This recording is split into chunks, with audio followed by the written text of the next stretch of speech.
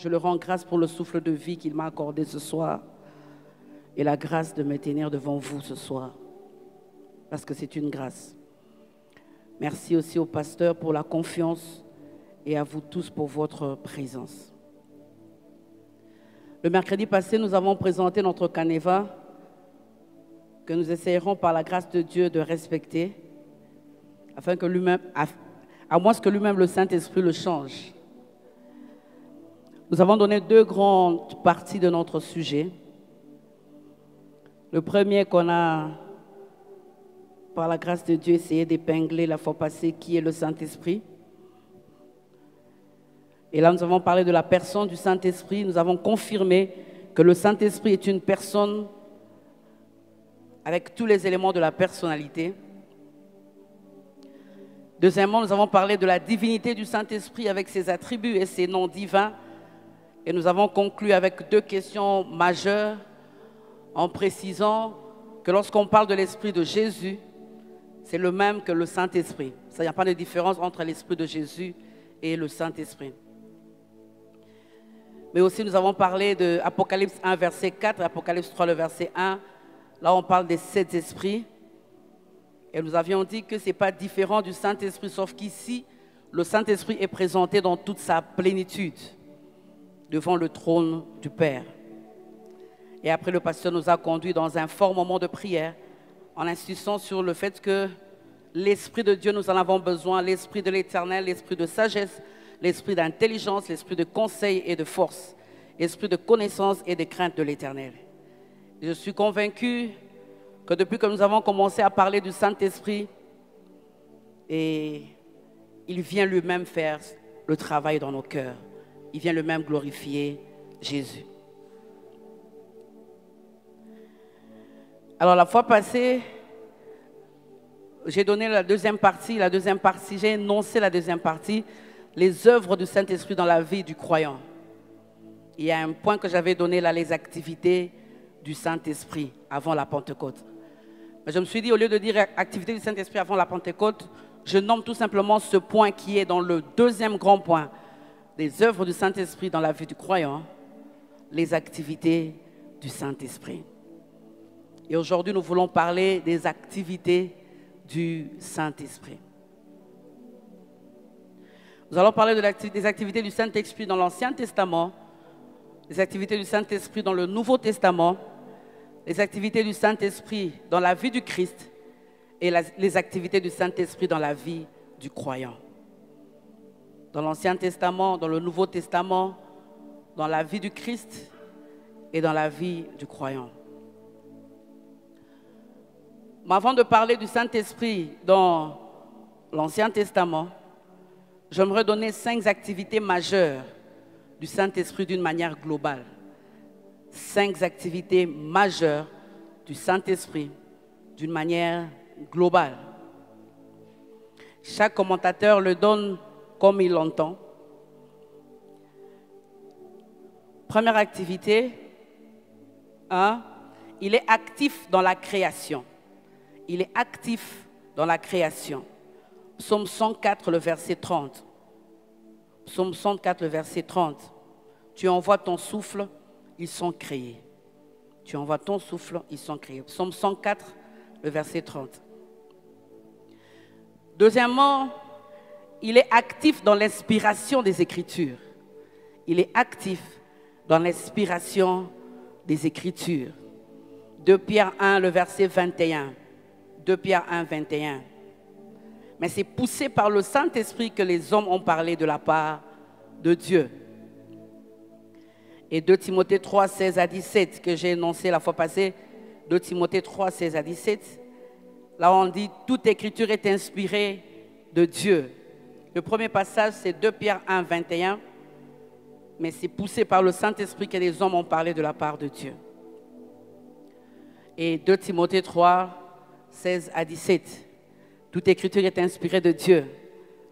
Ici, lorsqu'on parle du verbe inspirer, cela signifie littéralement souffler par Dieu.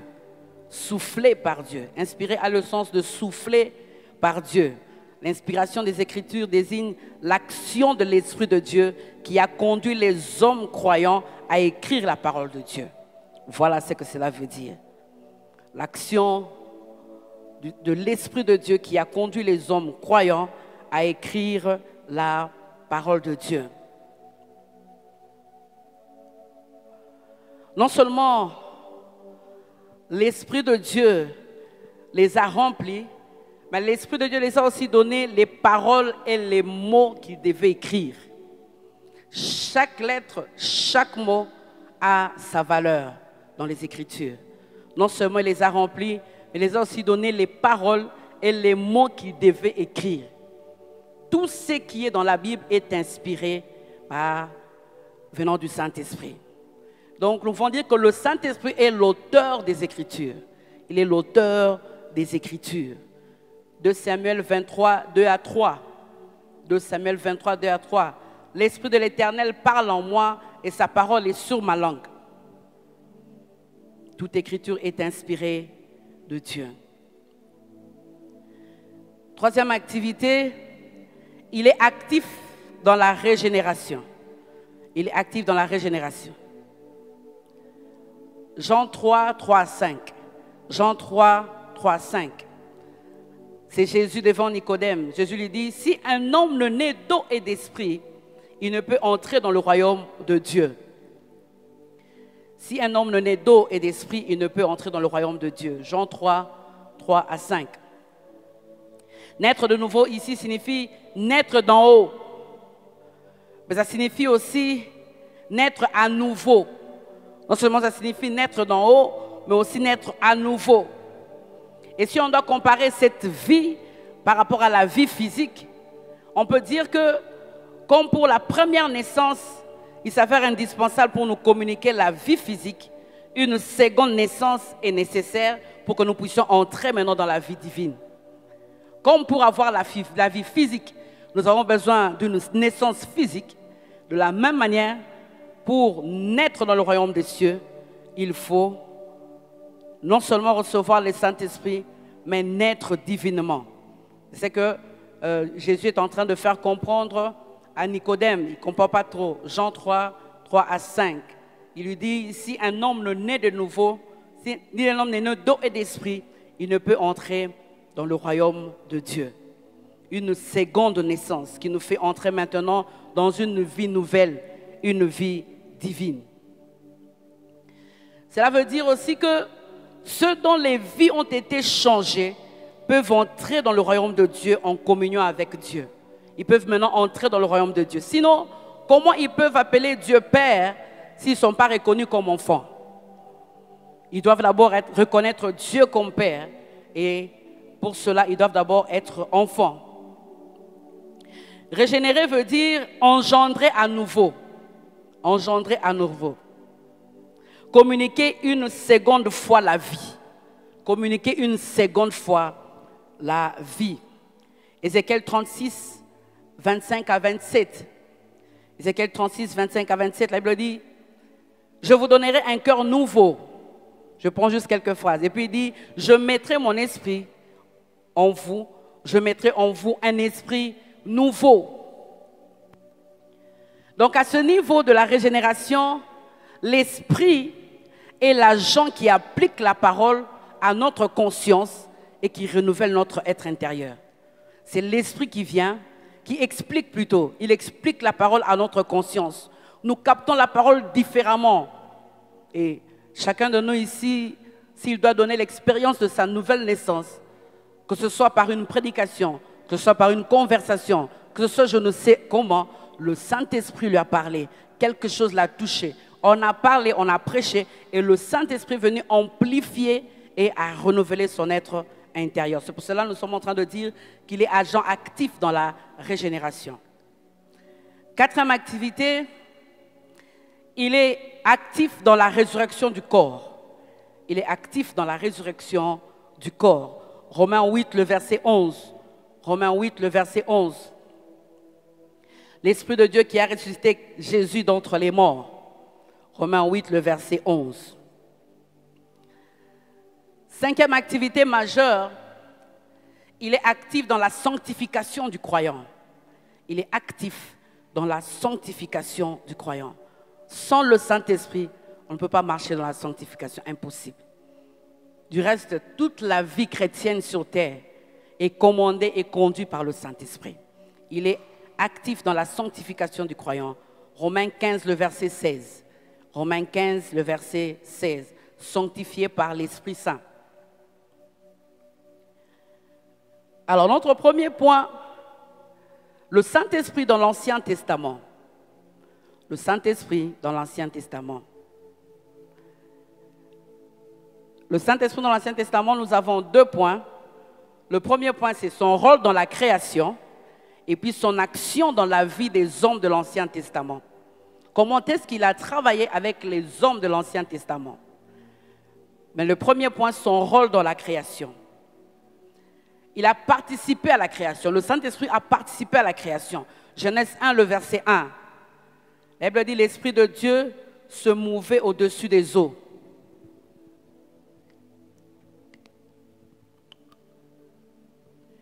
Genèse 1, le verset 1.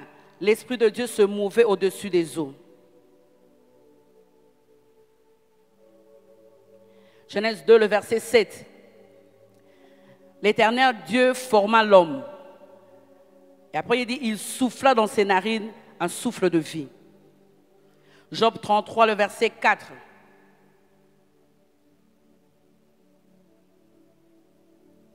L'Esprit de Dieu m'a créé, le souffle du Tout-Puissant m'anime.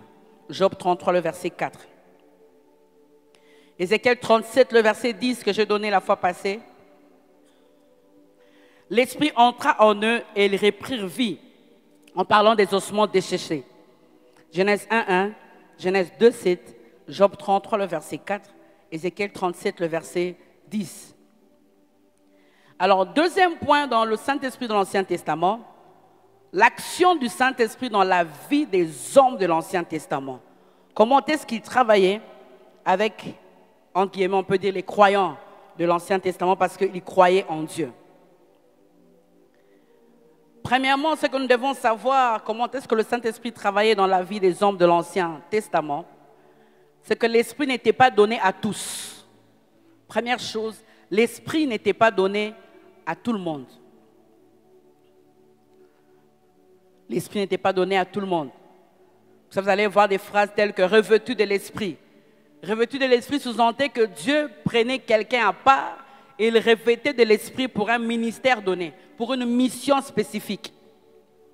Betsalel, pour la construction du tabernacle. Exode 31, le verset 3. Exode 31, le verset 3, il parlant de Betsalel, il dit « Je l'ai rempli de l'Esprit de Dieu, de sagesse, d'intelligence et de savoir pour toutes sortes d'ouvrages. » L'Esprit n'est pas là seulement pour que tu sautes et puis que tu tombes et puis que tu cries. L'Esprit est là aussi pour te donner des idées. L'Esprit est là pour que tu fondes cette entreprise avec des idées qu'on n'a jamais entendues. L'Esprit est là aussi pour ça. Tu ne peux pas avoir le Saint-Esprit sans être créatif. Tu ne peux pas. Si tu as le Saint-Esprit, alors tu dois être créatif. Othniel, Gédéon, Jephthé, pour être juge. Juge 3, 10. Juge 6, 34. Juge 11, 29. Othniel, Gédéon, Jephthé, pour être juge. Juge 3, 10. Juge 6, 34. Juge 11, 29. C'est pour cela ces gens qui disent que non, je ne peux pas travailler avec ces gens. Ce sont des occultistes. J'aime ce que mon pasteur, le pasteur Atoms dit. Donc quand vous entrez au bureau, hein, ce sont les démons qui ouvrent l'ordinateur. Toi, tu n'ouvres pas. Ce sont les démons qui viennent, qui parlent. Ce sont des démons qui défendent des projets. Ce sont des hommes qui réfléchissent. Mais leur intelligence vient de Dieu. Et ils cherchent des petites protections par-ci, par-là. Mais toi, tu as le Saint-Esprit. Donc tu peux non seulement parler comme eux, mais tu peux parler mieux que eux. Parce qu'il y a eu quelqu'un dans la Bible qui s'appelait Daniel, qui était non seulement à l'école de tout le monde, mais qui était aussi à l'école de l'esprit. Donc tu ne peux pas les fuir. Il faut que tu restes là. Parce que toi, tu as le Saint-Esprit. Tu as un esprit supérieur. Il a donné à Moïse la force de porter le fardeau du peuple, l'esprit. En parlant de Moïse, il a donné la force pour porter le fardeau du peuple. Il a équipé Josué pour être à la tête du peuple, l'esprit. Nombre 11, 25, Exode 35, 31, en parlant de Moïse et en parlant de Josué. David pour être roi, 1 Samuel 16, le verset 13. 1 Samuel 16, le verset 13. Mais il y a un noté bien ici, c'est qu'il n'est pas dit que chaque enfant d'Israël ait personnellement reçu le Saint-Esprit dans l'Ancien Testament, parce qu'eux, ils ont même annoncé ce qui devait advenir. Le Saint-Esprit n'était pas permanent dans leur vie. Dieu les revêtait pour une mission particulière. Dieu les choisissait pour un ministère spécial. Deuxième chose que nous pouvons retenir des hommes de la Bible de l'Ancien Testament que l'Esprit a utilisé, c'est que l'Esprit était donné temporairement. L'Esprit était donné temporairement. Non seulement il était donné temporairement, mais l'Esprit pouvait être retiré. Il était donné et il pouvait être retiré. Samson, l'Esprit pouvait être donné pour un temps et pouvait être retiré. Samson, Juge 13, le verset 25. Juge 13, le verset 25. Et puis si vous lisez Juge 16, le verset 20, l'Esprit de Dieu était sur lui. Vous allez voir quelque part, la Bible dit, Dieu se retira de Samson. Juge 13, 25, Juge 16, 20, en parlant de Samson. Saül, qui était saisi par l'Esprit. Mais quelque part, la Bible dit, l'Esprit se retira de Saül.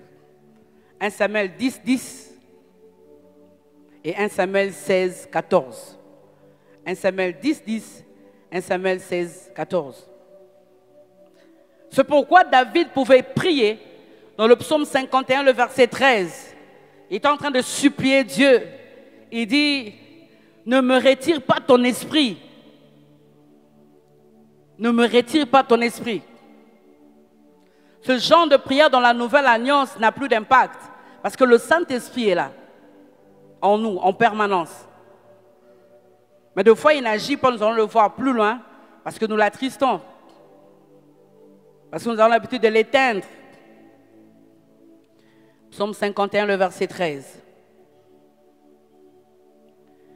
Alors, les phrases telles que l'Esprit de l'Éternel qui vient, qui saisit quelqu'un, ça cache deux choses. Ça veut dire, ça montre l'Esprit dans l'Ancien Testament avait un caractère temporaire, mais aussi un caractère inattendu, de la réception du Saint-Esprit, inattendu. Lorsque Josaphat, face à cette multitude, il commence à prier, Josaphat, subitement, comme ça, l'Esprit touche le prophète et il commence à parler. Inattendu. La réception est inattendue et elle est temporaire. Troisième chose à retenir par rapport au Saint-Esprit dans la vie des hommes de l'Ancien Testament, c'est que l'œuvre de l'Esprit dans leur cœur était encore incomplète. L'œuvre de l'Esprit dans leur cœur était encore incomplète. L'œuvre de l'Esprit dans leur cœur était encore incomplète. Incomplète pourquoi? Parce que l'œuvre expiatoire n'était pas encore venue sur la terre. Parce que pour que le Saint-Esprit, je l'ai dit la fois passée, pour que le Saint-Esprit vienne, il faut que Jésus meure à la croix. Il faut qu'il monte. Il faut qu'il ressuscite d'entre les morts. L'œuvre expiatoire n'était pas encore venue sur la terre. Avant que l'Esprit vienne habiter dans l'homme, il faut d'abord que cet homme reçoive Christ. Or, dans l'Ancien Testament, Christ n'était pas encore mort et ressuscité. Quand nous disons que l'œuvre du Saint-Esprit dans leur cœur était encore incomplète, nous voulons tout simplement dire que dans l'Ancien Testament, Christ n'était pas encore mort et ressuscité. C'est pour cela, vous allez voir, on ne parle pas de l'Esprit dont on dit, Nombre 11, le verset 25. L'Esprit qui était sur Moïse. l'Esprit qui était sur Moïse. Nombre 11, le verset 25. Othniel, Jephthé, Gédéon que je viens de citer. On dit l'Esprit de l'Éternel était sur Jephthé. Juge 3, 10. Juge 11, 29. Juge 3, 10. Juge 11, 29.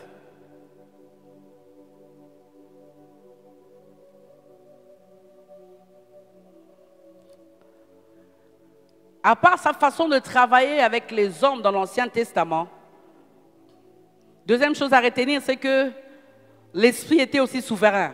La souveraineté de l'Esprit dans l'Ancien Testament. La souveraineté de l'Esprit dans l'Ancien Testament.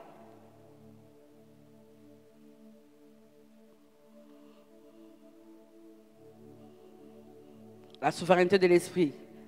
Elle dit le vent souffle où il veut. Il y a deux fois dans l'Ancien Testament où l'Esprit s'est saisi des faux prophètes, comme Balaam, Nombre 24, verset 4. Nombre 24, verset 4. Balaam leva les yeux. Et après la Bible dit, alors l'Esprit de Dieu fut sur lui. Nombre 24, verset 4. 1 Samuel 19, 20 à 23. 1 Samuel 19, 20 à 23.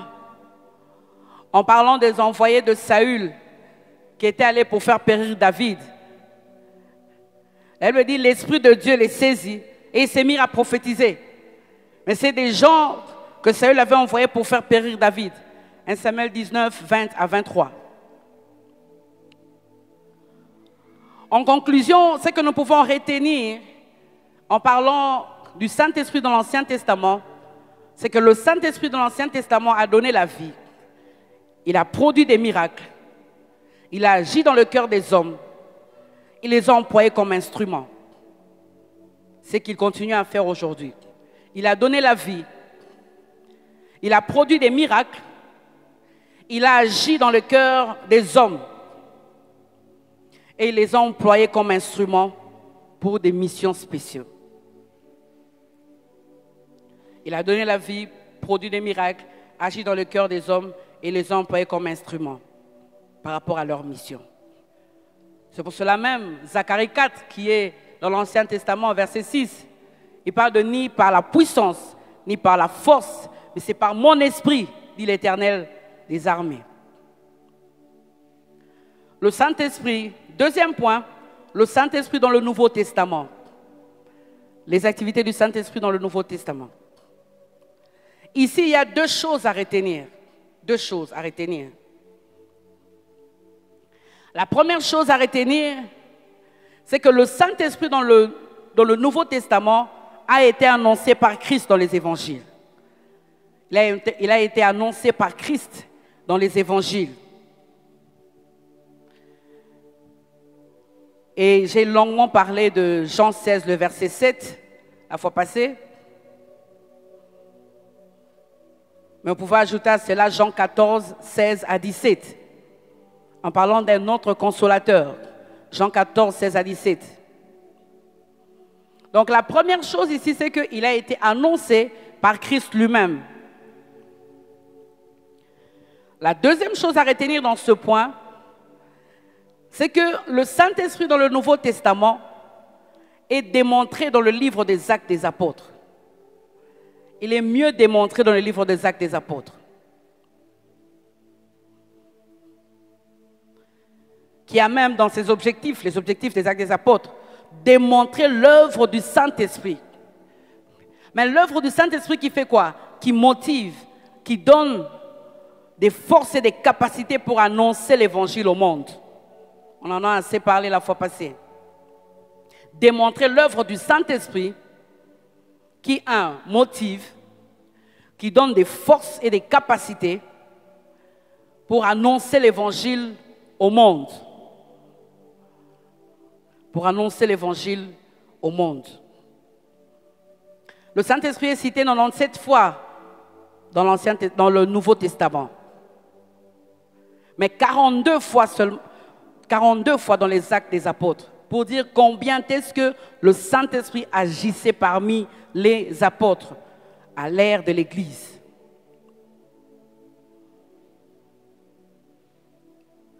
C'est pour cela que certains commentateurs voulaient mieux qu'on parle des actes du Saint-Esprit au lieu de parler des actes des apôtres. Ils aiment bien qu'on parle des actes du Saint-Esprit. Certains auraient voulu qu'on parle des actes des apôtres par le Saint-Esprit. Actes du Saint-Esprit, actes des apôtres par le Saint-Esprit. Ici, le Saint-Esprit dans le Nouveau Testament, plus précisément dans l'Église primitive, nous voyons le Saint-Esprit qui donne des aptitudes et qui fait réussir la mission. Qui donne des aptitudes et il fait réussir la mission. Et qui fait réussir la mission. Et un commentateur a dit, les disciples des actes des apôtres, ils se souciaient plus du Saint-Esprit que de leurs propres problèmes. Plus du Saint-Esprit. Est-ce que je l'ai attristé? Est-ce que je marche toujours? Est-ce qu'il est toujours avec moi? Ils se souciaient plus de leur intimité que de leurs problèmes. De nos jours, ce n'est pas mauvais parce qu'on est enfant, on a des besoins. Mais la priorité, l'essentiel, serait d'abord d'être en connexion avec le Saint-Esprit. De marcher selon le Saint-Esprit. Comme cette connexion que nous recherchons tous les jours avec nos téléphones, Wi-Fi et tout ce que nous connaissons. Restez connectés. Donc ici, le Saint-Esprit qui donne des aptitudes et qui fait réussir la mission des apôtres. Je n'en parle pas trop ici parce que nous allons longuement parler lorsque nous allons parler des activités du Saint-Esprit dans la vie du croyant. Les actes des apôtres sera vraiment notre livre de base. Troisièmement, le Saint-Esprit dans la vie de Jésus. Le Saint-Esprit dans la vie de Jésus. Et le Saint-Esprit dans la vie de Jésus, nous voyons 10 actions de l'Esprit dans la vie de Jésus. 10 actions de l'Esprit dans la vie de Jésus. Première action, il est né du Saint-Esprit. Jésus-Christ, notre Maître, est né du Saint-Esprit. Luc 1, 35. Luc 1, 35. Matthieu 1, le verset 20. Luc 1, 35. Matthieu 1, 20. Deuxième action, il a été oint du Saint-Esprit. Il a été oint du Saint-Esprit. Jean 5, verset 19. Jean 5, 19. Et dans Luc 4, 18, celui-même qui s'élève, qui évoque Ésaïe 61, 1 à 3. L'Esprit du Seigneur est sur moi, car il m'a oint pour. Il a été oint du Saint-Esprit. Jean 5, 19, Ésaïe 61, 1 à 3. Luc 4, 18. Acte 10, 38. Troisième action du Saint-Esprit dans la vie de Jésus, il a été scellé du Saint-Esprit. Il a été scellé du Saint-Esprit. Jean 6, 27. Jean 6, 27. Il a été scellé du Saint-Esprit. Quatrième action du Saint-Esprit dans la vie de Jésus, l'Esprit habitait en lui. Jean 2, le verset 19. L'Esprit habitait en Jésus. Jean 2, le verset 19. Cinquième action du Saint-Esprit dans la vie de Jésus, il était rempli du Saint-Esprit. Jean 3, le verset 34. Jean 3, 34. Luc 4, le verset 1. La Bible dit, quand il revenait du Jourdain, rempli du Saint-Esprit. Il a expérimenté. Est-ce que Christ, on peut dire qu'il a expérimenté parce que lui-même, la plénitude même, il était rempli du Saint-Esprit. Sixième action du Saint-Esprit dans la vie de Jésus, il était revêtu de la puissance de l'Esprit. Il était revêtu de la puissance de l'Esprit. Jean 7, 38. Jean 7, 38. Lui-même avait les fleuves d'eau vive. C'est pour cela qu'il pouvait se lever et dire, venez à moi. Il dit, celui qui croira en moi, les fleuves d'eau vive couleront. Jean 7, 37 à 38. C'est lors d'une fête que Jésus se lève pour crier en parlant des fleuves d'eau vive. Or, il ne pouvait pas donner les fleuves d'eau vive si lui-même n'en avait pas. Sixième action du Saint-Esprit dans la vie de Jésus. Il était septième. Septième, il était conduit par l'Esprit. Il était conduit par l'Esprit. Luc 4, 1 à 2. Il était conduit par l'Esprit. La Bible dit, conduit par l'Esprit dans le désert. C'est en lisant ce texte que je me suis dit, oh, le Saint-Esprit peut aussi me conduire dans le désert. Nous croyons que le Saint-Esprit, dans les profondeurs, dans les grandes choses, l'onction, mais le Saint-Esprit peut te conduire dans le désert. Il l'a fait pour Jésus. Luc 4, 1 à 2. 8.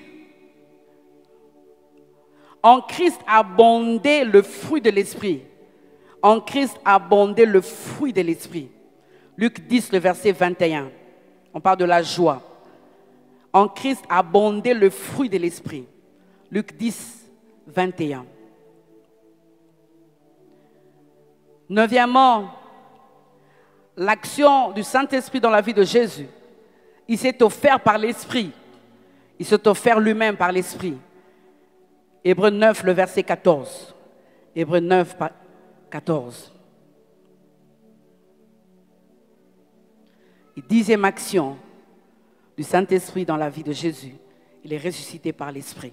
Romains 8, le verset 11, que nous venons de lire tout à l'heure. L'Esprit qui a ressuscité Christ d'entre les morts. Il est ressuscité par l'Esprit. Voilà donc les 10 actions du Saint-Esprit dans la vie de Jésus. Quatrième point, les activités du Saint-Esprit dans la vie du croyant. Les activités du Saint-Esprit dans la vie du croyant. Comme mentionné plus haut, les activités du Saint-Esprit dans la vie du croyant interviennent à 2 niveaux. Ils interviennent à 2 niveaux. Et j'aimerais d'abord parler du premier niveau. J'aimerais d'abord parler du premier niveau. Dans ces premiers niveaux, c'est 4 actions qui se font simultanément lorsqu'on accepte Christ comme Seigneur et Sauveur. Ce n'est pas que tu l'acceptes aujourd'hui, il faut attendre 10 mois après. Non, non, non. Au même moment que tu acceptes Christ, ces 4 choses se font directement dans ta vie. Ces 4 actions du Saint-Esprit. C'est-à-dire, premier niveau, c'est l'Esprit lors du salut. L'Esprit, lorsque nous recevons Christ comme Seigneur et Sauveur, lors du salut. 4 choses se passent, 4 actions. Premièrement, je l'ai dit, il régénère. Il régénère. Il te donne une seconde vie. Jean 3, 3, 8. Jean 3, 3, 8. Deuxième chose qu'il fait, il vient habiter en toi. Il habite en toi. Jean 14, verset 17. Et 1 Corinthiens 3, le verset 16. Jean 14, 17 et 1 Corinthiens 3, le verset 16. Il vient habiter en toi. Troisième chose qu'il fait lorsque tu le reçois comme Seigneur et Sauveur, il te baptise. Il te baptise. Acte 1, le verset 5. Et 1 Corinthiens 12, le verset 13, nous donne même le but de ce baptême. 1 Corinthiens 12, 13, c'est pour que nous puissions faire partie du corps de Christ. 1 Corinthiens 12, le verset 13. Quelqu'un arrive dans un camp de prisonniers. Il entre dans la prison pour essayer de comprendre ce que j'ai dit. Et puis on lui dit, on doit te baptiser. On doit te baptiser parce que tu dois devenir comme nous. On lui fait faire des corvées, on le frappe, jusqu'à ce qu'il commence à penser comme eux. Il commence à lui aussi frapper comme eux. Il commence à faire des choses comme eux. Et les prisonniers disent, on l'a déjà baptisé. Donc le baptême ici de l'Esprit a l'essence de faire que nous puissions devenir, de faire que nous puissions faire partie du corps de Christ. Quatrième chose que le Saint-Esprit fait lors du salut, il scelle, il nous scelle. Il nous scelle, scellé. S-C-E-L-E-E. Éphésiens 1, 13. Éphésiens 1, 13. Et le passage que nous voulons lire, parce qu'il est très important pour que je puisse mieux expliquer ce que veut dire sceller. 2 Corinthiens 1, 21 à 22. 2 Corinthiens 1, 21 à 22. 2 Corinthiens 1, 21 à 22 dit ceci. Et celui qui nous a fermis avec vous en Christ, qui nous a oints, c'est Dieu, lequel nous a aussi marqués d'un sceau et a mis dans nos cœurs les arts de l'esprit. Parole vivante dit, or, si vous et moi nous appartenons au Christ, si nous sommes fermement ancrés dans la communion avec lui, si nous avons été consacrés à son service par l'onction, c'est à Dieu que nous le devons. C'est lui aussi qui nous a marqués de son sceau. Nous reconnaissons comme sa propriété et qui a fait habiter dans nos cœurs son esprit comme gage des biens à venir. Comme gage des biens à venir. Ici, le texte de 2 Corinthiens 1, 21 à 22 cache trois choses que j'aimerais expliquer tout à l'heure. Cache trois choses lorsqu'on nous dit qu'il nous a marqué d'un sceau. La première chose, c'est la sécurité. La deuxième chose, c'est le droit de propriété. Et la troisième chose, c'est la garantie. Je vais m'expliquer. La première chose, c'est la sécurité.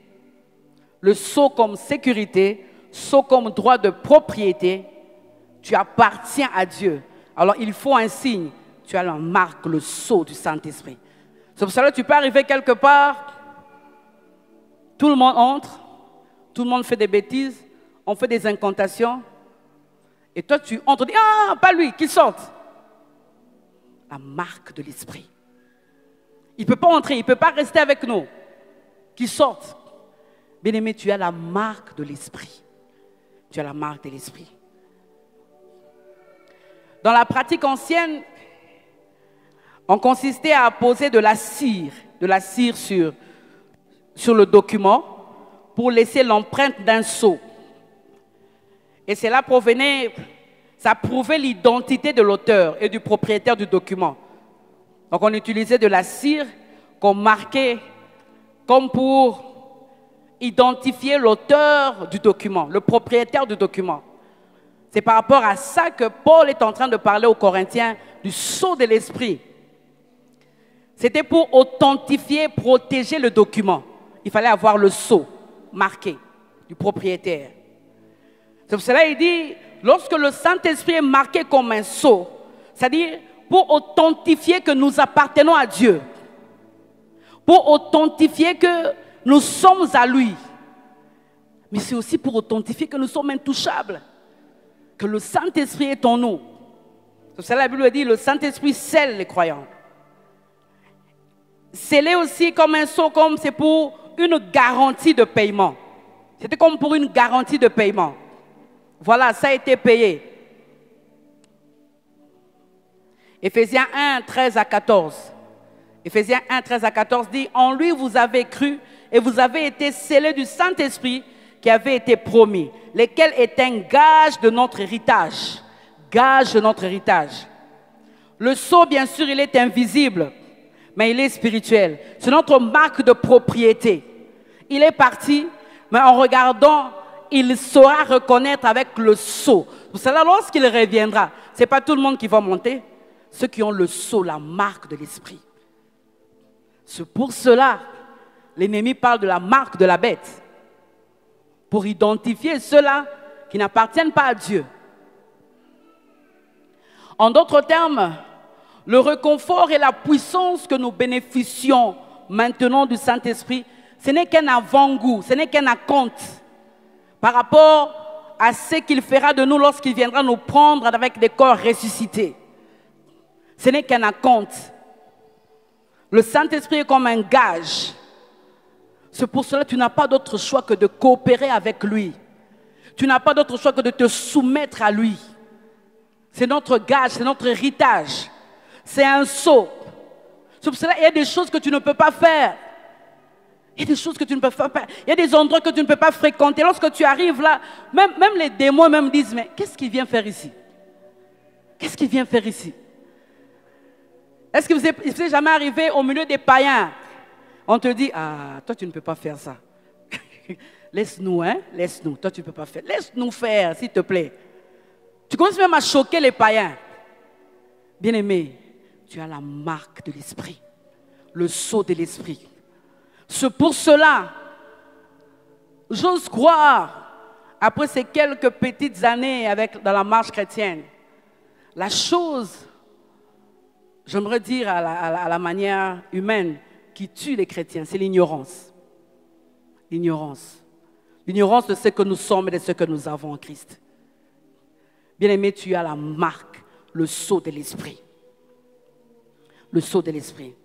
Et le texte que nous venons de lire nous parle de trois choses. Trois choses que j'aimerais vraiment relever. Le texte que nous venons de lire, 2 Corinthiens 1, 21, 22. Il dit qu'il nous a oint, c'est Dieu qui nous a oint. La première chose, c'est l'onction. L'onction. Bien-aimé, tu es éligible à l'onction.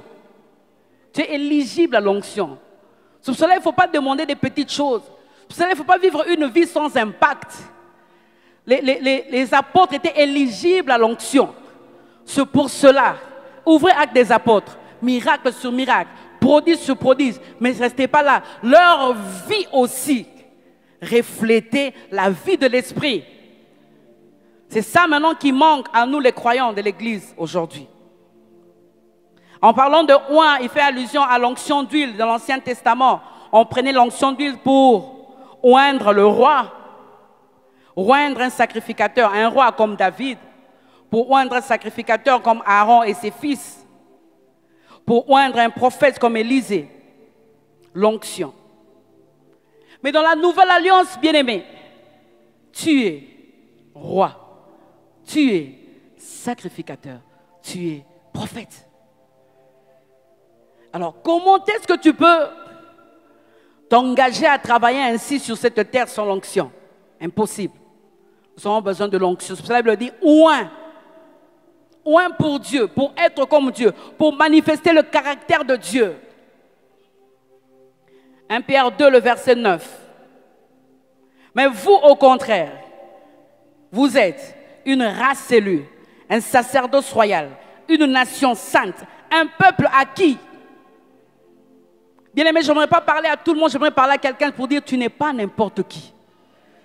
Tu ne fais pas partie d'un peuple quelconque. Tu ne fais pas partie d'un sacerdoce quelconque, un sacerdoce royal. Un sacerdoce royal. Et la signification du mot Christ veut dire oint, élu de Dieu. Alors tu ne peux pas avoir Christ en toi sans avoir l'onction. Parce que Paul est en train de dire, si je vis, ce n'est plus moi qui vis, c'est Christ qui vit en moi. Donc si je vis, ce n'est plus moi qui vis, c'est loin qui vit en moi. Alléluia. Il faut demander l'onction. Tu as besoin de l'onction. J'ai besoin de l'onction pour faire le travail que je suis en train de faire. Pour faire le travail que je suis en train de faire. Et parce qu'il vit en moi, donc je suis éligible à la plénitude de l'Esprit en moi. Je suis éligible à la plénitude de l'Esprit en moi. Le deuxième mot que nous trouvons dans ce texte de 2 Corinthiens 1, 21 à 22, c'est le sceau. Le sceau que je viens de dire, scellé. Le sceau. Le sceau comme signe d'appartenance. C'est pour cela que la Bible dit, ton corps est le temple du Saint-Esprit. Le temple du Saint-Esprit. Tu es éligible, bien-aimé. Que tout ce que tu es en train de vivre, d'ailleurs, les épreuves sont nécessaires en nous pour manifester les fruits de l'Esprit. C'est nécessaire. On en a besoin. Pour écraser un peu cet orgueil qu'on nous a prêché l'autre fois avec le pasteur. Pour écraser toutes ces choses, pour enlever la haine, toutes ces choses. Les épreuves sont nécessaires. C'est pour cela, épreuve ou pas, sois oint au nom de Jésus. Garde cette onction, garde cette plénitude. La troisième chose que nous trouvons dans ce texte si important, de 2 Corinthiens 1, 21 à 22, c'est les arts. Les arts, A-R-R-H-E-S, si vous lisez le texte. Art veut dire tout simplement somme d'argent versée dès la signature d'un contrat, à titre de gage. Art veut dire somme d'argent versée dès la signature d'un contrat, à titre de gage. La garantie actuelle de notre héritage futur, c'est le Saint-Esprit. Une garantie actuelle pour notre héritage futur. Le Saint-Esprit est avec moi. Bien-aimé, sois réconforté avec ces choses que j'ai dit ce soir. La garantie actuelle de notre héritage futur, le Saint-Esprit. Le Saint-Esprit. De même que Aaron, figure de Christ, et ses fils, figure de l'Église, étaient oints avec la même huile, le Seigneur aussi est oint. Cela on dit, même amour, même esprit, même onction, tu peux dire. Moi et Jésus, nous partageons. On l'a dit. Même esprit, même Père, moi et Jésus. Oh, notre Dieu est juste. Même amour. Voilà un peu ces trois choses qui sont dans ce texte. Nous sommes un, nous sommes scellés et le Saint-Esprit est notre gage. Gage pour notre héritage futur. Voilà les 4 choses qui arrivent lors de notre salut. Retiens-les. Moi, peut-être j'ai cité certains passages bibliques. Va les relire. Va encore, cherche des ouvrages qui en parlent. Étudie encore, ouvrier du Seigneur. Étudie encore ce que je viens de dire. Moi, je ne fais que frôler. Étudie encore, serviteur de Dieu, pour mieux comprendre qu'est-ce qui se passe lorsqu'on reçoit Christ comme Seigneur et Sauveur. C'est pour cela, les gens qui ne comprennent pas ces choses, des fois, ils font des prières qu'ils ne devaient pas faire. Saint-Esprit, reviens, ne pars plus, reviens à moi. Je demande pardon, il part à la montagne, il fait 1 semaine. Saint-Esprit, reviens s'il te plaît. Il est là, il n'est pas parti. Le jour où tu as reçu Christ, il est venu pour faire ces 4 choses dans ta vie. Deuxième niveau de l'activité, des activités du Saint-Esprit dans la vie du croyant. Le premier niveau, c'était l'ordre du salut. Le deuxième niveau, maintenant, c'est l'œuvre permanente de l'Esprit dans le croyant. C'est l'œuvre permanente de l'Esprit dans le croyant. C'est là qu'on va vraiment rester longtemps par la grâce de Dieu. Mais on ne peut pas vivre une vie chrétienne victorieuse sur le péché, victorieuse sur la haine, victorieuse sur toutes ces choses sans le Saint-Esprit.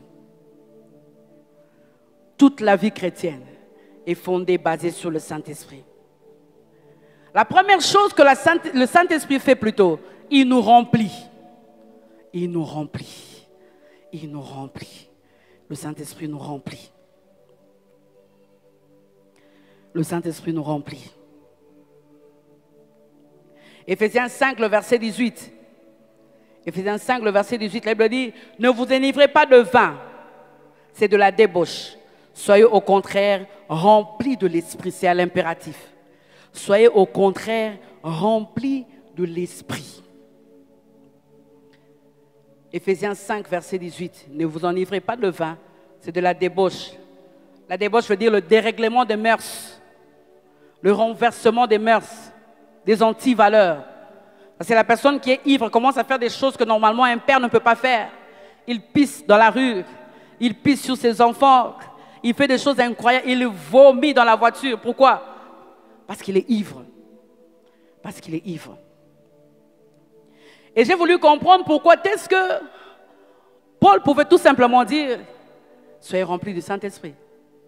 Est-ce qu'il avait besoin de dire « Ne vous enivrez pas de vin », mais au contraire. Quel lien Paul fait-il avec le vin et le fait d'être rempli du Saint-Esprit? Voilà un peu comme ça que je me suis posé la question. Et les commentateurs disent que Paul, en parlant aux Éphésiens ainsi, à l'époque, les gens faisaient des orgies liées à l'alcool. Donc ils arrivent quelque part, ils commencent à boire. Je ne sais pas si vous avez vu ça. Les gens qui boivent, on va voir qui va être ivre avant. On va voir qui va résister. Et c'était comme des cérémonies. Des cérémonies de gens qui venaient et qui buvaient de l'alcool, qui leur procuraient un peu de l'extase. Et à un certain moment, ils avaient comme l'impression qu'ils entraient en contact avec les dieux, qu'ils parlaient avec les dieux. Quelqu'un qui est ivre. Mais à l'époque, c'était comme ça. C'était une pratique, des cérémonies qui se faisaient à l'époque. C'est pour cela, Paul est en train de leur dire, connaissant cette pratique, vous, au contraire, parce que vous n'êtes pas comme eux. Il y a certaines choses, il y a des gens qui disent, bon, on le dit bien, on a côté esprit. Comment on va dire en français? J'ai fait entrer l'esprit. Donc je vais aller boire jusqu'à ce qu'à un moment, je vais commencer à faire des choses sans me rendre compte en fait. Et ici, les gens maintenant disaient quoi? Ils entraient en communion avec les dieux. La personne ivre entrait en communion avec les dieux. C'est pour cela que Paul parle dans 1 Corinthiens 10, 19 à 20. Il parle de la coupe des démons. 1 Corinthiens 10, 19 à 20. Il parle de la coupe des démons. Paul est en train de leur dire qu'il n'y a pas une communion authentique avec Dieu sans le Saint-Esprit. Paul est en train de leur dire qu'il n'y a pas une communion authentique avec Dieu dans l'ivresse des boissons alcoolisées. Ça n'a rien à voir. C'est pour cela qu'ils sont en train de leur dire, ne vous enivrez pas de vin. C'est de la débauche. Vous, au contraire. C'est-à-dire, il y a des gens qui font cela, mais vous ne faites pas cela. La seule chose qui peut faire que tu entres en communion avec Dieu, c'est le Saint-Esprit. Et la condition pour que cette communion soit riche, c'est que tu dois être rempli seulement du Saint-Esprit, pas avec autre chose, seulement du Saint-Esprit. Ici, c'est que rempli du Saint-Esprit n'est pas. Deux points. C'est que rempli du Saint-Esprit n'est pas. Le rempli du Saint-Esprit dont Paul parle ici. Le rempli du Saint-Esprit dont Paul parle ici n'est pas l'habitation du Saint-Esprit que je viens de dire maintenant lorsque nous recevons Christ dans Romains 8, 9. Ce n'est pas l'habitation du Saint-Esprit. Ce n'est pas l'habitation du Saint-Esprit. Le rempli du Saint-Esprit ici, ce n'est pas aussi le baptême que je viens de vous expliquer qui nous unit à Christ. Le baptême de 1 Corinthiens 12, 13, ce n'est pas ça. Nous avons été baptisés dans un seul esprit pour former un corps. C'est 1 Corinthiens 12, 13 qui le dit. Donc ces deux choses, ce n'est pas de ça que Paul veut se référer. Mais lorsqu'il dit « Soyez remplis du Saint-Esprit », c'est le sens d'une action continue. Être rempli du Saint-Esprit, c'est vivre continuellement sous l'influence du Saint-Esprit. Vivre au jour le jour, chaque jour, sous l'influence du Saint-Esprit. Dans le désert, dans l'abondance, dans la maladie, dans tout ce que le Seigneur peut permettre. Ici, c'est à l'impératif. Soyez remplis du Saint-Esprit. Soyez remplis du Saint-Esprit. Mais soyez remplis du Saint-Esprit comment? En faisant 5 choses. En faisant 5 choses. Pour être rempli du Saint-Esprit, c'est comme des conditions. En laissant la parole de Dieu exercer son contrôle sur nous. Laisse la parole de Dieu exercer son contrôle sur toi. C'est pour cela que tu dois lire la parole de Dieu chaque jour. Un chrétien qui ne lit pas la parole de Dieu chaque jour, il meurt spirituellement. De la même manière, si tu ne manges pas chaque jour, tu maigris. De la même manière. Mais cette parole, tu dois laisser cette parole exercer son contrôle sur ta vie.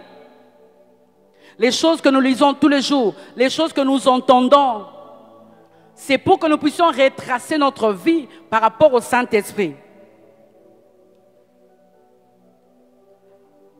Vivre continuellement sous l'influence du Saint-Esprit en menant une vie dure. Deuxièmement, en menant une vie pure. Une vie pure. C'est pour dire que ce sont des conditions. Le Saint-Esprit ne viendra pas si le péché est ta vie. Donc tu ne tombes pas accidentellement. Non, c'est ta vie. Tu vis dans le péché. En menant une vie pure. Vivre continuellement sous le Saint-Esprit, sous l'influence du Saint-Esprit. Troisièmement, en confessant tout péché et au quotidien dont tu es conscient. En confessant tout péché. Ici, je vois le sens non seulement de confesser c'est Dieu, mais de réparer aussi chez l'autre. Tu es conscient que tu as mal fait à l'autre. Mais au lieu de demander pardon, tu dis comme on dit les Kinois. Et là, il est si raté. Tu m'as fait du mal, et puis au pélo, il est là. Il est au pélo, il est là. Qu'est-ce qui ne termine pas? L'homme, c'est Zaka bien l'ingale. Qu'est-ce qui ne termine pas? Vivre continuellement sous l'influence du Saint-Esprit, en se soumettant à la volonté de Dieu. Il y a des choses que Dieu t'a dit de laisser, mais jusque-là, tu n'as pas laissé. En se soumettant à la volonté de Dieu. Se soumettre à la volonté de Dieu, pourquoi? Des fois, pour les jeunes gens, c'est difficile. Vous avez déjà commencé 1 mois, 2 mois, 3 mois, 6 mois, et puis 10e mois, le Seigneur te dit, il faut arrêter cette relation. Du reste, il te disait déjà, mais bon, tu t'entêtais. Arrête. Tu dois te soumettre à la volonté de Dieu. Vivre continuellement sous l'influence du Saint-Esprit, en dépendant de lui, en dépendant de Dieu totalement. Je dépends de toi, oh Jésus. Je dépends de toi, oh. En dépendant de lui. C'est une prière que je fais tous les jours. Oui, Seigneur, je dépends de toi. Et si je dépends de toi, c'est-à-dire tout ce que tu me diras de faire, je veux le faire. Mais cela doit me coûter, je veux le faire parce que ma protection dépend de toi. Mon ministère dépend de toi. Mes enfants dépendent de toi.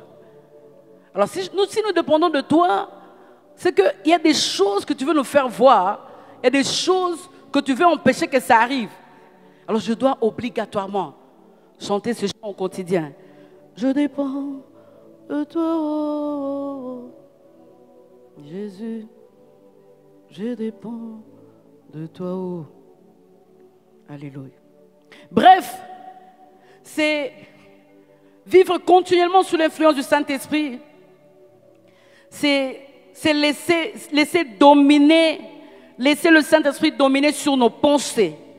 Lorsqu'il domine sur nos pensées, obligatoirement, il va dominer sur nos actes et nos comportements. Il doit dominer sur nos pensées. Être rempli du Saint-Esprit, c'est une façon de vivre. C'est la soumission à l'Esprit au quotidien. La soumission à l'Esprit au quotidien. Au quotidien, tu es soumis à l'Esprit. Au quotidien, tu es soumis à l'Esprit. Alors, nous allons rester longtemps en parlant des activités du Saint-Esprit dans la vie du croyant. Nous allons parler prochainement pourquoi être rempli. Est-ce qu'on est rempli une fois? Est-ce qu'on est rempli 3 fois, 4 fois? On va parler de toutes ces choses. C'est-à-dire toutes les questions liées à être rempli du Saint-Esprit, être baptisé du Saint-Esprit. Toutes ces choses, on va en parler par la grâce de Dieu prochainement. Mais ici, j'ai présenté rempli comme être rempli continuellement. Être rempli continuellement. Remplir veut dire rendre plein, combler. Rendre plein, combler. Combler. Alors j'ai voulu que nous puissions comprendre ce que je dis avec les illustrations. J'ai amené des bouteilles pour que nous puissions ensemble comprendre.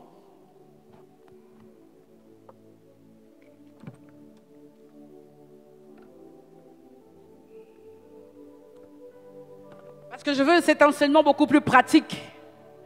Je veux que nous puissions effectivement expérimenter le fait d'être rempli du Saint-Esprit. C'est vrai que prochainement, je viendrai avec toutes les questions autour du Saint-Esprit. Est-ce que le Saint-Esprit peut habiter en toi toute ta vie? Ça peut partir, ça peut revenir. Le Saint-Esprit, toutes ces choses, par la grâce de Dieu. Mais être rempli, pour qu'une bouteille soit remplie, on sous-entend 2 choses. Soit elle est vide, soit elle est à moitié remplie.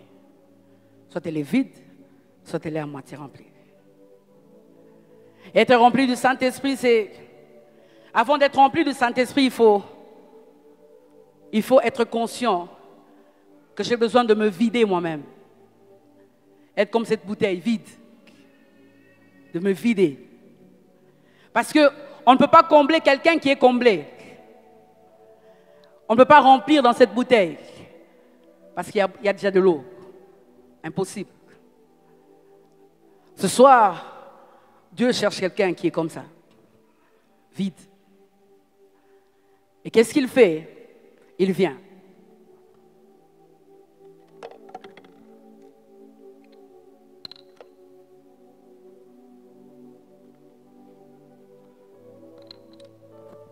Il nous remplit.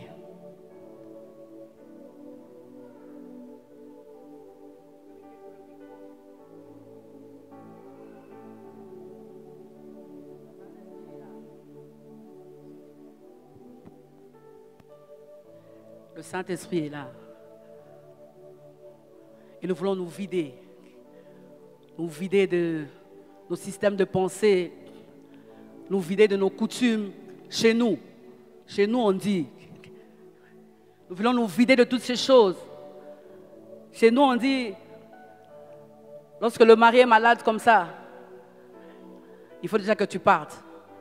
Commence à prendre tes affaires et pars. Chez nous, on dit, non, non, non, non.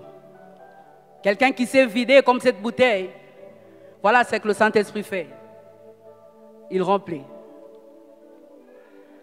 Il n'arrête que quand tu fais ça. Lui, il continue, mais toi, tu n'es plus là. Dès que tu reviens, il remplit. Il te remplit. Il te remplit. Il te remplit. Il te remplit. Il te remplit. Il te remplit. Là, tu n'es pas encore rempli. Il veut te remplir encore. Il veut te remplir. C'est ce que nous sommes en train de demander à Dieu. Tu dois te vider. De vider. Il te remplit. Et ce que j'aime, ça doit déborder. Jusqu'à ce que ça déborde. Ça déborde.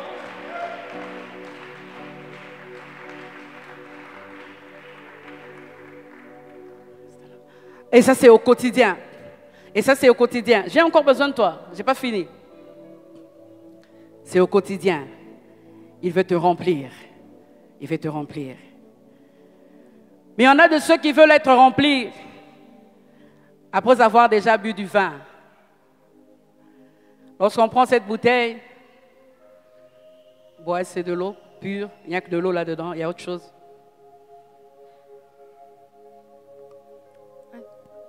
C'est quoi? De l'eau. Et lorsqu'il te remplit comme ça, on dit être rempli au quotidien. C'est-à-dire à un certain moment, tu vas te vider. Donc s'il est rempli comme ça, c'est pour que tu te déverses sur les autres. Avec les dons de guérison, des paroles de sagesse. Que tu te déverses.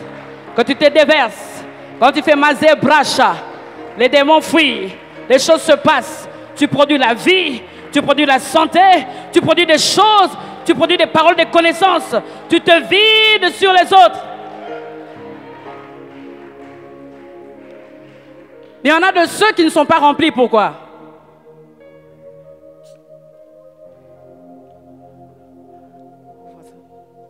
Parce qu'ils ne sont pas vidés.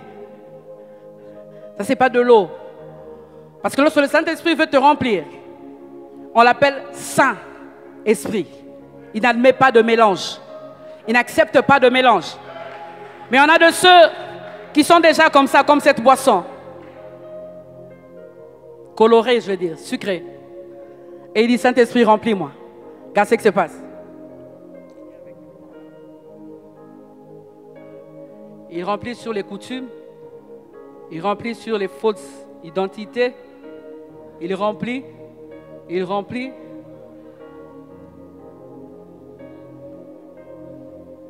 Goûte-moi ça, c'est de l'eau. Mélange. Mélange. Et quand tu sors d'ici, tu te déverses sur les gens. Méchanceté. Fausse accusation. Tu injuries les gens. Tu commences à mentir pour qu'on puisse licencier l'autre. Pour que toi tu prennes sa place. Voilà ce qui arrive. Parce que toi-même, tu ne t'es pas vidé.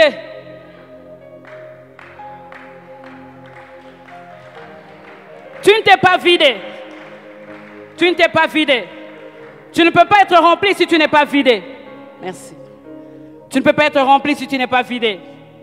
Tu ne peux pas être rempli si tu n'es pas vidé. Et beaucoup de chrétiens ne sont pas vidés. Je suis étonné d'entendre toujours cette phrase. Chez nous. Quel chez nous? Chez nous, c'est le royaume des cieux. Chez nous, le royaume des cieux, il y a la joie, il y a la paix. Lorsque Dieu élève l'autre, ça ne me dérange pas. Chez nous, on acclame même parce qu'il s'est marié. Chez nous, lorsque l'autre a beaucoup d'argent, on dit béni soit le Seigneur. Chez nous, on est content. Chez vous, vous mettez le poison. Là, c'est chez vous.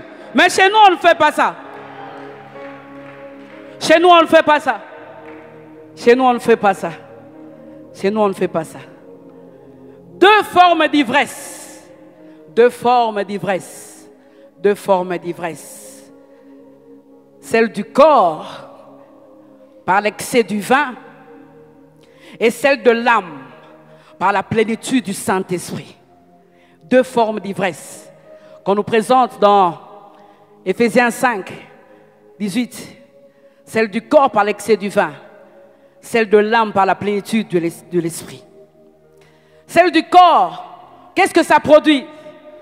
Ça produit une ardeur criminelle de vouloir tuer l'autre parce qu'il est allé plus loin, parce qu'il gagne plus que moi. Il a la meilleure voiture. Une joie charnelle. Lorsqu'on dit, j'ai été promis. Vraiment. Gloire à Dieu. Nous bénissons. Une joie charnelle. Une hardiesse présomptueuse. L'oubli de Dieu. Parce que tu es ivre. L'oubli de Dieu. La perte de la raison. Mais tout ça pour plaire aux hommes. Pour plaire aux hommes. Mais l'ivresse de l'esprit, c'est celle de l'âme qui produit une sainte joie, qui produit des forces salutaires. De quelqu'un qui était fatigué, on dit fatigué mais poursuivons toujours. Pourquoi? Parce que l'Esprit de Dieu, d'un courage humble qui n'écrase pas les autres, qui ne fait pas oublier Dieu, mais qui fait oublier les délices du monde, qui fait oublier toutes ces choses. C'est pour cela que Paul est en train de regarder et dit, je regarde ces choses, il appelle ça comme de la pourriture. De la pourriture. Qui n'ôte pas l'usage de la raison, mais pour plaire à Dieu. Ce soir, en terminant, alors que j'aime ce chant qui dit, quand tu me remplis,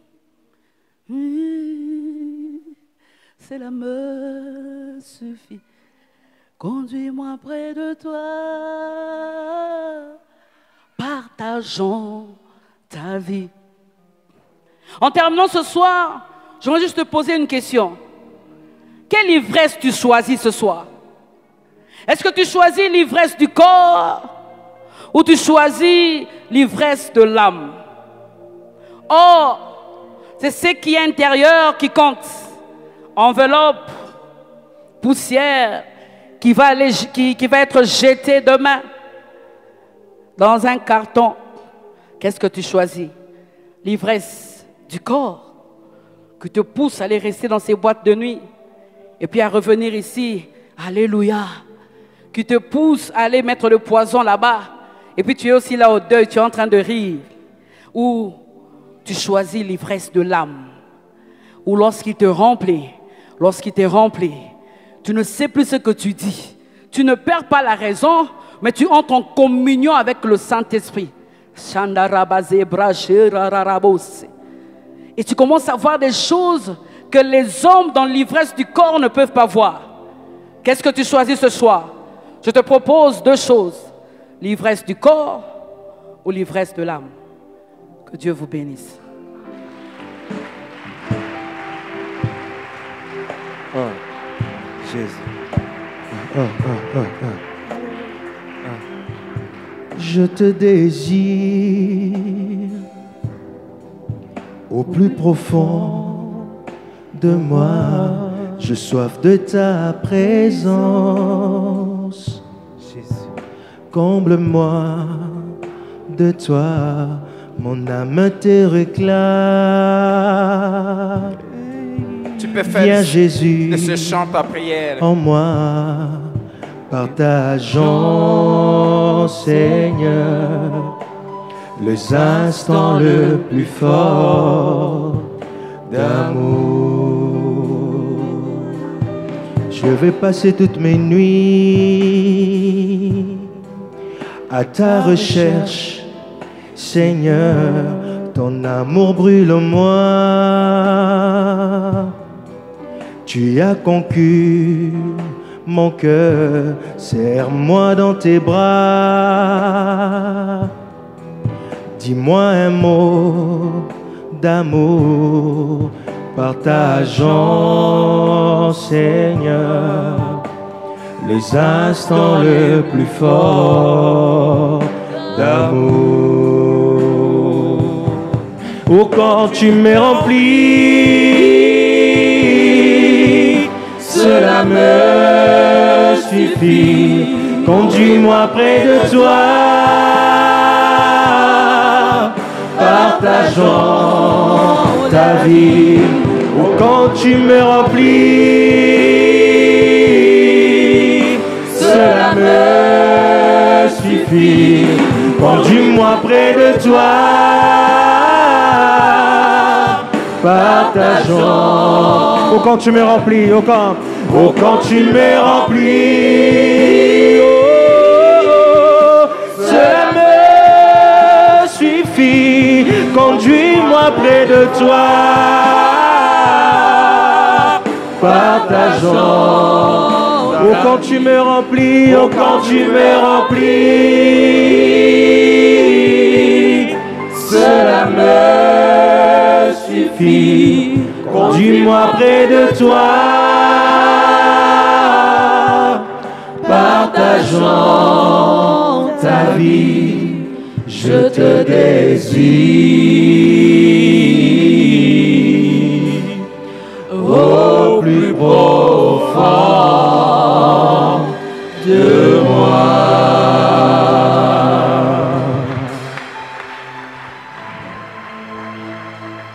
Est-ce que nous pouvons désirer cela au plus profond de moi, de nous plutôt? Parle au Seigneur. De quelle ivresse veux-tu?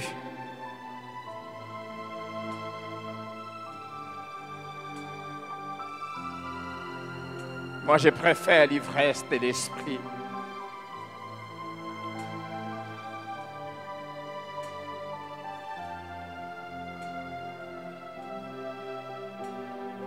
Es-tu vidé?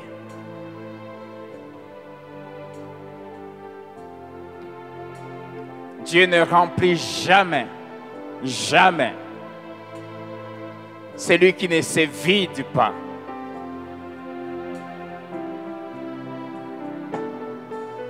Quelles sont les choses dont tu dois te vider? Les péchés dont tu dois te débarrasser. Des raisonnements dont il faut se vider. Les habitudes et le comportement dont il faut se vider. Il s'appelle le Saint-Esprit. Il ne remplit pas un récipient sale. Il se sentirait inconfortable dans ces récipients. Il faut se débarrasser du mal, être propre pour qu'il puisse te remplir.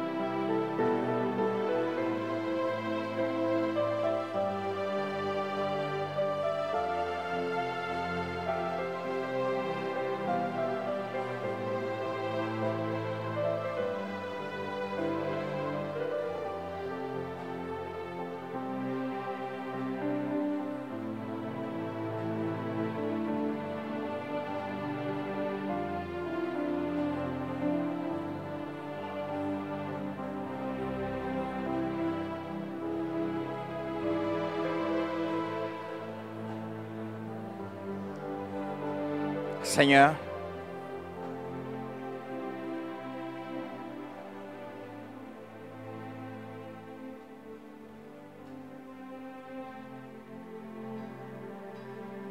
Saint-Esprit,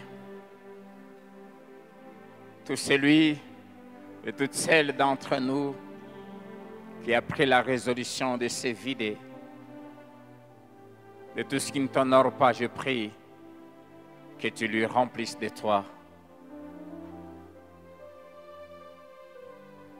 Qu'il soit revêtu de la puissance d'en haut.